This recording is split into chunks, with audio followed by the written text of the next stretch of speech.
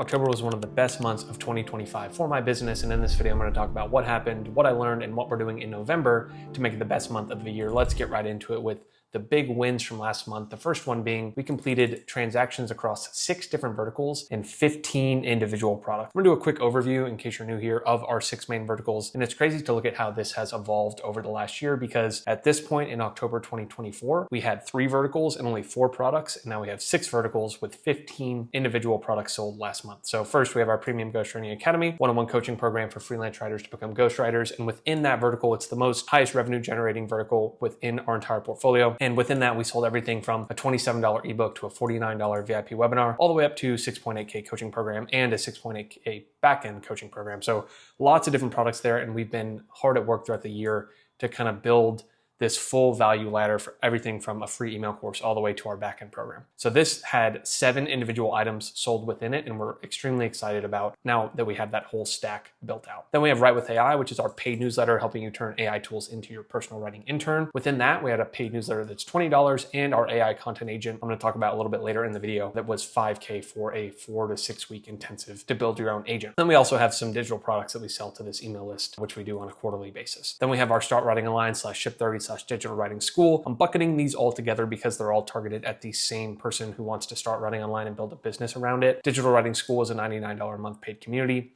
And then Ship30 is a cohort-based course / digital product, depending on which version you buy. Next, we have Vortex, which is my small group mastermind where I directly help education business owners implement our marketing, sales, fulfillment, operations, tech, finance, all these different playbooks into their business. We're up to 6 members now. Shout out Tristan, Carson, Jamie, Roman, Alan, and Michael, and you if you're looking for help with any of the systems that I talk about today, getting them set up in your business. DM me the word scale on Instagram with a couple sentences about the type of business you run, and I'll see if I can help. And last but not least, we have Velocity, which is our agency vertical where we help install front-end, back-end email systems to maximize revenue from your email list. So all of these are the entire kind of suite of offers and products we have within our portfolio. And so across these 6 verticals, we sold 15 different individual products. Of those, only 4 existed at the beginning of this year, which were our front-end and back-end programs for PGA, the Ship30 digital writing product, and Write with AI. So all of these individual products are brand new to our stack this year. And that's kind of been the main focus, is putting these pieces in place to set the foundation to scale our revenue. This has been our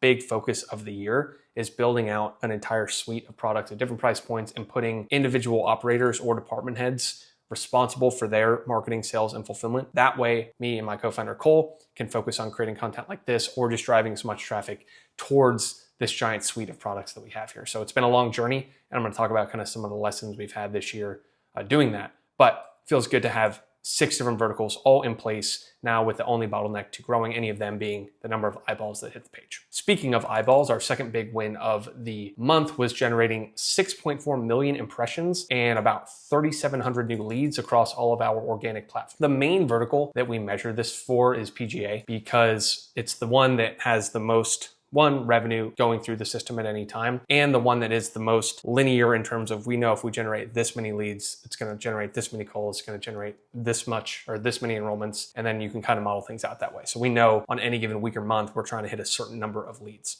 What's awesome here is that we've really diversified our traffic sources and reduced dependence on any one channel. Yes, we drive about 70% of our leads from LinkedIn, but at least it's split between me and my co-founder and between organic and paid on this channel, but mostly organic there. But on top of that, we've diversified across paid and organic. So roughly 50% of new customers who come in saw both an organic post and an ad if you look at their click journey in Hyros. So that's something we've been working on all year, is just reducing dependence on any one channel and having multiple ways for people to learn about us. And really, at this point, if you engage on any of these platforms, you're going to see me and my co-founder creating something at some point. Our next platform to double down, the one where we have the least number of total impressions, is YouTube, like this video. So 70-ish thousand of these were my co-founder, and I had about 7,000 last month. And I'm gonna be doubling down on that over the next few months as we continue to build out this engine of just talking about the things that we're working on, creating educational content around it. It's something we invested more in 2024. It slowed down a little bit this year because really we've been on a product creation sprint. But now, like I said, with these verticals in place, it's all about driving attention. So YouTube's gonna get a ton of focus from me over the next few months. The next big win was launching our first $27 low ticket product funnel. This was the single most important initiative of the entire month. And I'll talk about a few reasons why we're building this low ticket ascension funnel. First, it has the fastest payback period of any funnel out there, which lets us run ads in a more risk averse way. We're directly marketing the product direct to checkout via meta ads. So I know within 1 day, 2 day, 3 day, what is our immediate return on ad spend, so I can start to model out, okay, how much do we have to play with in terms of what I'm actually laying out to get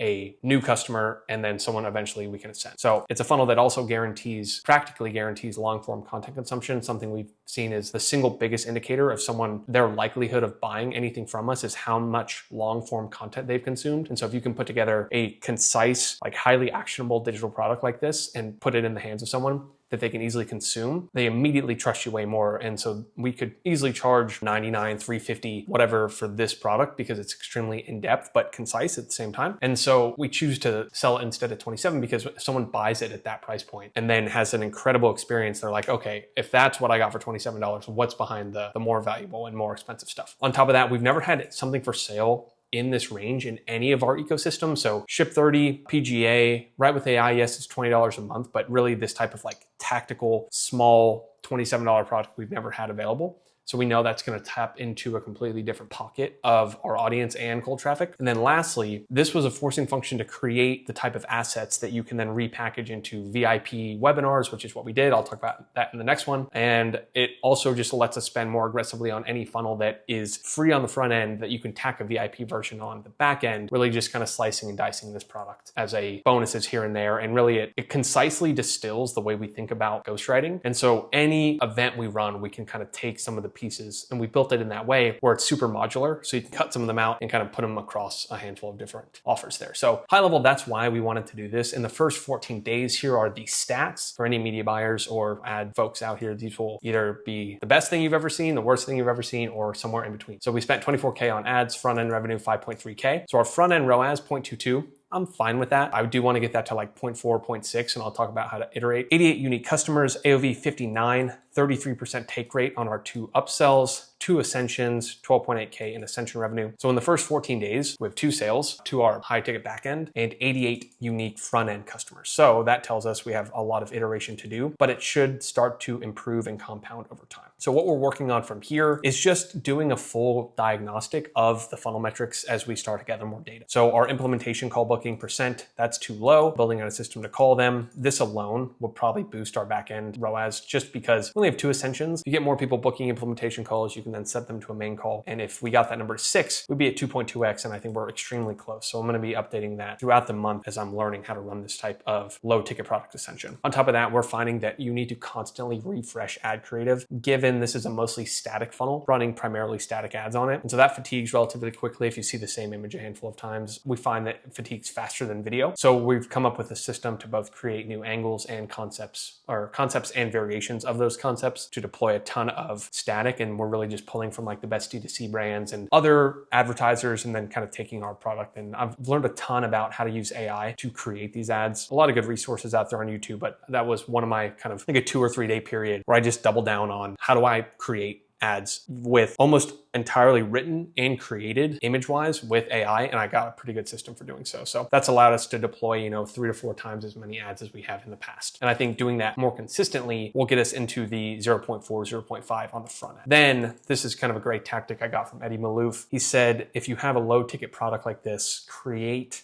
a condensed 20-minute training version that's like the start here. If you want a quick start version of this whole product, just watch this 20-minute video, script it like half education, half VSL with a CTA to do the next step that you want them to take. The consumption of that video will be much higher than the full product. And so we're going to work on creating that to go as a way to increase the overall consumption of the product and, as a result, likelihood of buying. What I like about this is it's by far our cleanest funnel we have at the moment in terms of tracking. I know all the way through when someone clicks on an ad to our 3P playbook, when they purchase it, how much they spend on the front end, when they book their implementation call, and then the full connected funnel of ROAS at every single step. And I really like that. So as we continue growing this, I do want to get this to a place where we're spending 50 to 100K a month on this alone, because we can predictably say it's a 2-3x. Having a lot of fun with this one. I'll continue to update the low ticket journey as we run it. Moving on, our next win was we held our first VIP iteration webinar. So with a $27 product, we were able to take the core pieces like I talked about and rearrange them to create a VIP version of our monthly free webinar. So the way that these pieces are all connected, the webinar connects very easily to the digital product because it's kind of a live version of it. And that also allows us to run the 3-day challenge I'm going to talk about here later, of taking the 3 pillars of the digital product, putting them across 3 days. So we've been able to take the same content and create different ways to consume it. And that was a big focus this month because it allowed us to spend more aggressively going in. With the most we'd ever spent on a webinar before this was like 25 to 30. We ended up spending 45 to 50 on this one because right on registration on the redirect, we had roughly 9K in VIP sales where we redirected to a checkout page, $49 digital product to get the VIP version. You got the prompts that we were going to walk through, you got the replay, you got a handful of other kind of goodies and bonuses that we threw together. And that generated about 9K across both our organic and paid. This was fine, slightly lower than we originally modeled. So it ended up paying us back like 20 to 25% of the money that we spent on this webinar. I didn't really know because at the end of the day, you're trying to send someone who signed up for something for free immediately on the next page. It's relatively difficult. And so I was fine with it because our goal was to generate net new customers, with the hypothesis being that they'd be more likely to attend the webinar and take action on the back of it if they paid something. TLDR of that is we're not sure. We found that the show rate was lower. The call booking rate was a little bit lower, potentially because people bought it and then they're like, oh, I don't have to go live. Like I got the VIP, I'll just watch the replay. So we're going to experiment with a couple ways. We still are only 4 or 5 days out from the event itself right now, so we can't compare them yet, but ultimately we'll see. Can't draw anything strongly from it. However, I think if we run VIP again, we will give them additional time with us and maybe not replay, and then potentially some other bonuses that, again, they only get if they come to like the mini session. Something that encourages people to sign up live. We also might experiment with doing one on a Sunday. We've heard some people who say, you know, anyone who's got a full-time job or something and is exploring this as an opportunity is not going to be able to make it at 3 p.m. or 12 p.m. Eastern whenever we typically run these. So we're going to experiment with this. Impossible to draw super strong conclusions, but all I know is that the goal was to generate some kind of front-end revenue, and we had 200 people buy this. We don't know what the longer-term implication of people being in our ecosystem, getting a high-value product for only $49 will do further down the line. So as we continue to iterate and run this, I will keep you guys updated. All right, our 4th win, we completed another Ship 30 for 30 live cohort in October. So this one ultimately underperformed our expectations on the enrollment side. We ran a cohort in July, which was our first in 18 months, and it performed pretty well. And that gave us the signal to run another one. However, it was likely because it was fresh and we hadn't offered it in a while. We thought that was going to kickstart some momentum that would go into the next cohort. Just for context, Ship 30 is a cohort-based course where you write and publish your first 30 pieces of writing on the internet. And the build in public or write in public nature of that usually creates a flywheel where someone sees it, they go, how do I join? And then they join the next one. This didn't end up being true. So October was lighter than July for probably 3 or 4 reasons, but 2 of them, we haven't been marketing this as much as we did in 2021 and 2022 when this was the core product of our business during its period of fastest growth. We also launched another product to this list like 5 weeks beforehand, which probably contributed to some offer fatigue. They'd just been sold to. We hadn't built up enough equity. I could probably point to a bunch of reasons, but anyway, it was still a fine cohort, and it's always enjoyable to run these because it delivers such an incredible transformation, and our day 30 calls over like always super emotional, people sharing their wins and stories and stuff. But anyway, our plan in 2026 is likely to roll Ship 30 into digital writing school. So if you look at earlier videos on this channel, you'll see this has kind of been a year in the making of taking our suite of digital products and turning them into a $99 evergreen community where you can unlock one of them every single month. You keep access to them as long as you're part of the community, and then if you leave, you lose access to them. So it's kind of like renting and licensing these products because we have so many at this point and so many interesting things to turn into mini courses that we want a way that compounds every single month. So we're going to take the best elements of the cohort, live sessions and a 30-day roadmap, build that into the DWS community. And we think we're still working out the kind of operational side of this, of how we're going to offer Ship 30 on the front end, but we're going to deploy or really consolidate all of our marketing efforts on the digital writing side of things straight to DWS and look to compound that to 1,000 active members by the middle of next year. It'd be a huge success if this was doing 100K a month with 1,000 people in there attending a call every single week and just really learning, writing, shipping, all that good stuff. So that is where we're likely headed in 2026 on the digital writing side. But as always, that's kind of subject to change based on what happens at the end of the year and how we think about it. But that's the current plan.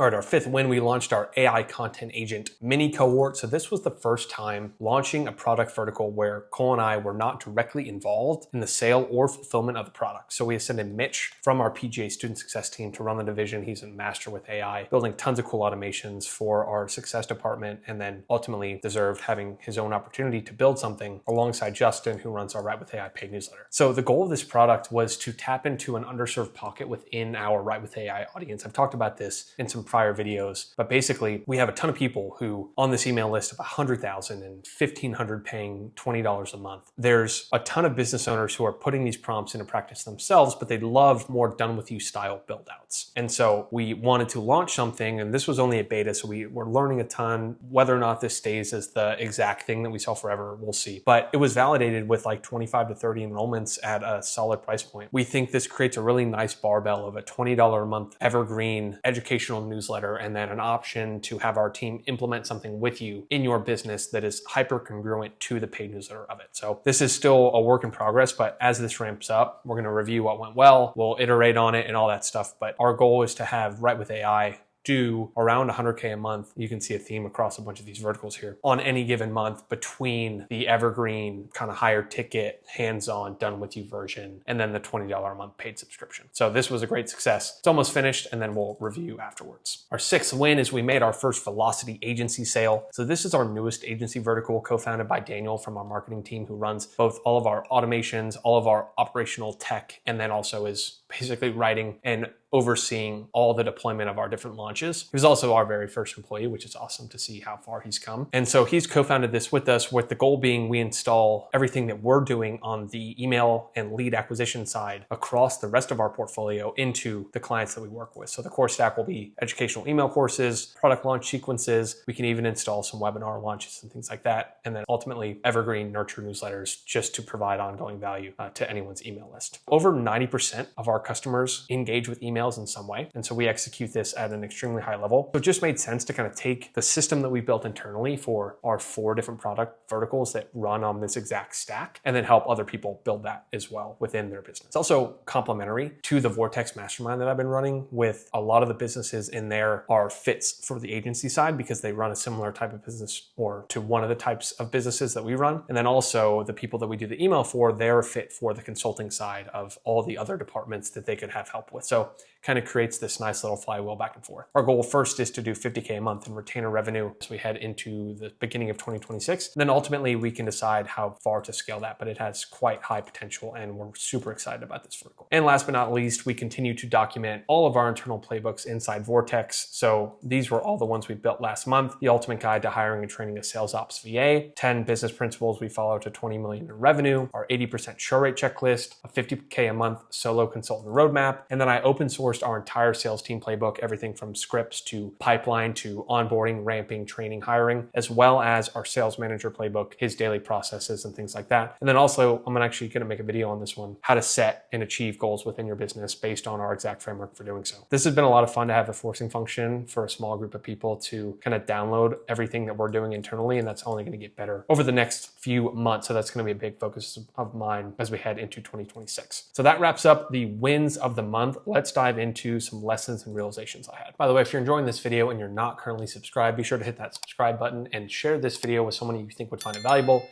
really helps the channel grow. All right, back to the video. All right, my first lesson and realization of the month is that the most challenging part of running a business is scaling through a period of excess capacity. So this has been a major theme throughout the year, bouncing back and forth between expanding capacity, then trying to fill that capacity, then going back to expansion and so on. So just to kind of paint the full picture here, and I'm going to reflect more on this in my end of year video, but I don't want to go, I can make 3-hour long video about this entire journey, but it starts with recognizing you want to grow and then adding payroll to remove yourself from a handful of operations that then you can reinvest into something higher leverage. You also have to invest more in tech infrastructure that will eventually support more customers. Then you end up with excess capacity, which means you need to be more creative with your marketing or ultimately invest more in feeding the machine through paid channels. So you go from, I added capacity, now I need to go spend money or make more content to fill it. Then you start feeding the machine and realize you might need more offers at more price points to tap into different pockets of the market. That's what happened for us. We added capacity, but then realized that we added capacity with a current set of funnels that we don't think we could scale scale big enough to fill that capacity. So we had to invest time in building products at different price points that allow us to tap into different pockets and then ascend people within those pockets. Along the way, when you're not actively filling the capacity that you have, you might have some churns from people who are incentivized only on what they produce. And so if you're not filling up their capacity, it caps their earning potential, so they'll start to look elsewhere. That has kind of happened throughout this year, all the while the business is generating something like 20% more revenue than when you started the capacity expansion, but your costs have gone up 50%, so your net profit is down slightly, and that has been kind of the story of the year for us. However, this is what was required, and this is what you have to do to build a bigger business and create more opportunities for the team and ultimately help more people with all the different things that you sell. And I get why people give up here,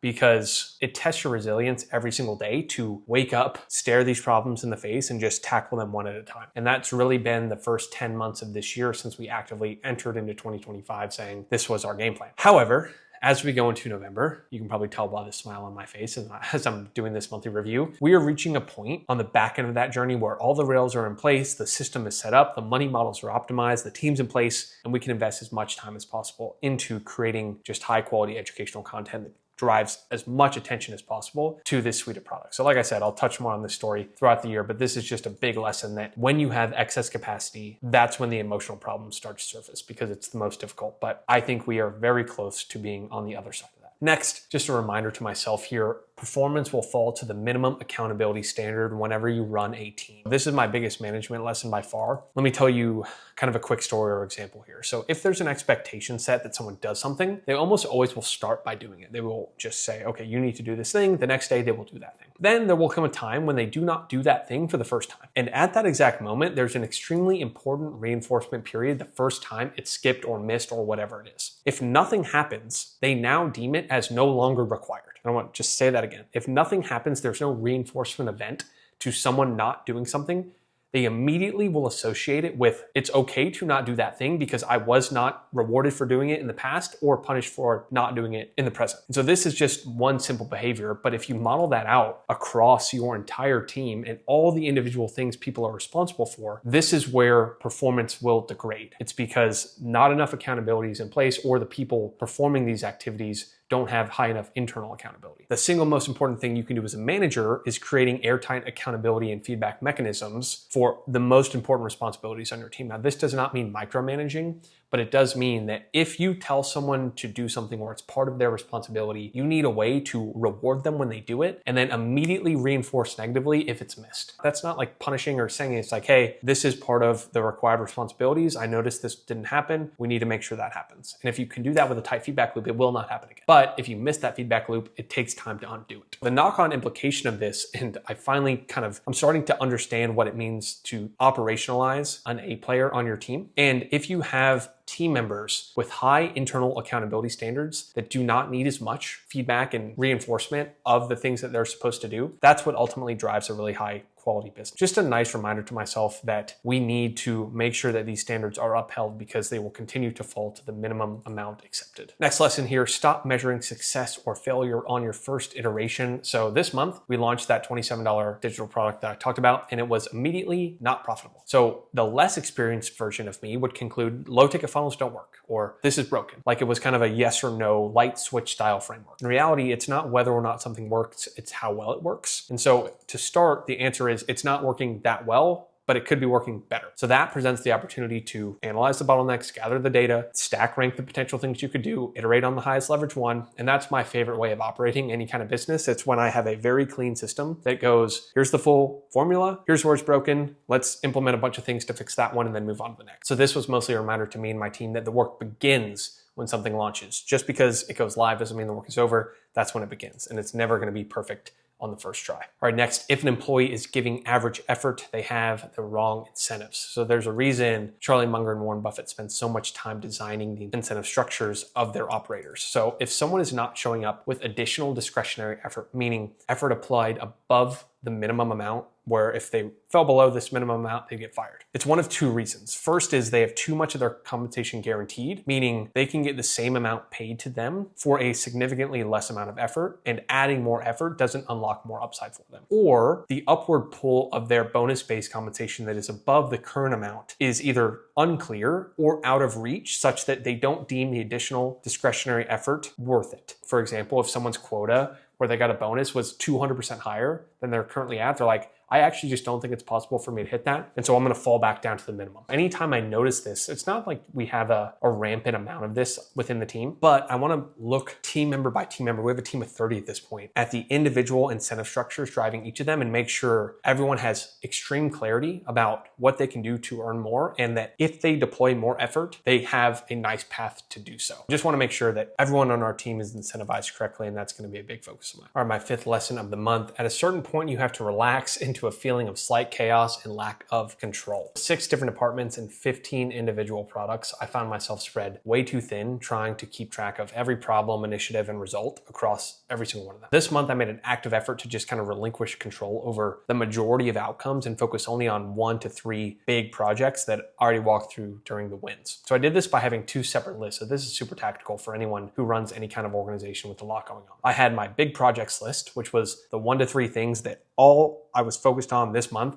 was getting those accomplished. And so that was launching the low ticket product, the VIP webinar. It was just those 2 because everything else was secondary to that. Then I created another list that I just titled Open Loops, which is everything else that the team was working on and pushing forward that I was making a decision to actively disregard or not participate in and just check back in on in a couple weeks or at the end of the month. As a result, we emerged from the month with the big needles moved and those projects accomplished. And many of the open loops that I used to obsess over trying to keep top of mind either closed themselves, didn't end up mattering, or the team accomplished them. And I just left them alone and they were able to do so. It feels good to have that decision reinforced because throughout the year, I probably spent 3 or 4 months too many trying to hold on to every single project, every outcome, every last detail. And this month we had one of our best months of the year. And I really only wrote down like 3 things per day or per week that I was going to focus on working on and just kind of let everything else float around in uncertainty, and ultimately it worked. So that feels good to see come to light. All right, next 2 more. Number 6 is never stop hiring for performance-based roles. So sales teams, fulfillment teams, anything that people come in, they perform, they make more, they earn more, they have higher upside, and the teams are incentivized as well for the overall team performance. This is true for a few reasons. First, keeps competition high, knowing there's always someone who could come in and challenge you. So just keeps reps sharp. It also, since any team can improve if you just remove the lowest performer and had someone come in that was at the same level of the highest performer, you always want to be thinking, how can I make this team better? And this is the most important one. You never want to hire for one of these roles from a place of scarcity, because you'll likely mishire. Then you'll invest all the time in ramping them up. It won't work out. You'll have to fire them. And then you pay for the cost of underperformance throughout that full time as well. The worst thing you can do is mishire from one of these. And I've done it plenty of times. And it's always from a place of like, oh shoot, we need to fill this role, rather than, okay, we have 10 people who are interviewing this week for a role that we don't even need to fill right now. Great. We have an evergreen hiring funnel for any role that's directly tied to revenue within our business. And right now we're implementing a rhythm to constantly put out CTAs to apply and hold these kind of group interviews to just have a nice bench of candidates if at any time we want to expand the team. And you never know when someone extremely skilled is going to kind of fall into your lap. So when that happens, we want to have a slot available for them. And then lastly, the last lesson of the month, it feels challenging because it's taking longer and requires more effort than you originally expected. And this is just a reminder to myself, if you expected it to take longer or more effort than it's currently taking or you're currently putting out, you wouldn't find it challenging. But because you had an expectation that it was going to be fast or easy, you're just judging yourself for that underperformance of that gap. Just a little reframe to drop any overly optimistic timeline or deadline. I'm just focusing on getting big things done every day rather than getting caught up with anything of this has to be done by a certain time, or I need to be at this certain revenue level by this date or I'm a failure. I've just dropped those entirely and I'm just focusing on one day at a time, picking the high leverage things to work on and moving them forward. So a lot of lessons and realizations from this month, and I love this exercise of just distilling them, and so hopefully you enjoyed those as well. All right, finishing up with what we're going to work on in November to set the aggressive goal of having our best month of the year. So over the last 2 years, November has been our highest grossing month because of Black Friday, and we've launched products, and it's just kind of a nice month where a lot of the pieces that we put in place earlier in the year kind of all come to fruition at the same time. This month, we have 2 big events that are requiring team-wide effort, and my focus, my co-founder's focus, are the only two things I'm writing down at the beginning of every day as my focuses.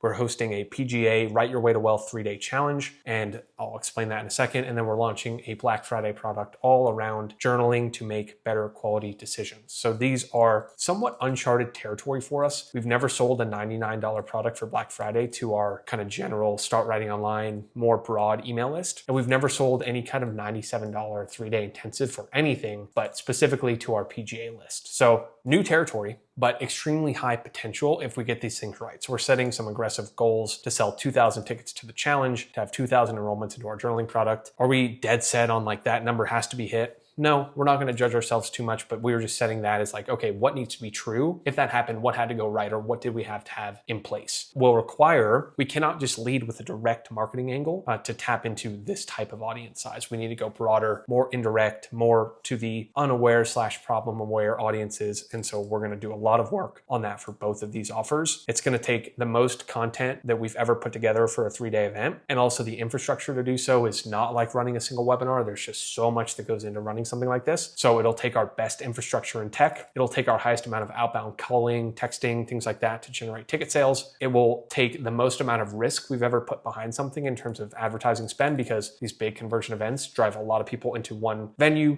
You educate them a ton, you give them a lot of value, and then you make a CTA at the end. That's the game plan for this type of offer. So again, we've never done it, and it will require a big upfront investment. And then lastly, highest volume sales and operations after that. So it's going to be an exciting month, but ultimately we're ready for it. We've spent this entire year kind of putting the infrastructure in place, putting the team in place, putting the pieces in place, getting the mindset ready to do something like this. So super excited for where this month is going to go. And ain't nothing to it, but to just make the decision and then go do what's required to get there. So that's it for this video. That's all for October. If you enjoyed it, leave a comment, let me know. You can watch all the other monthly review videos right here, and I'll see you in the next one. Peace.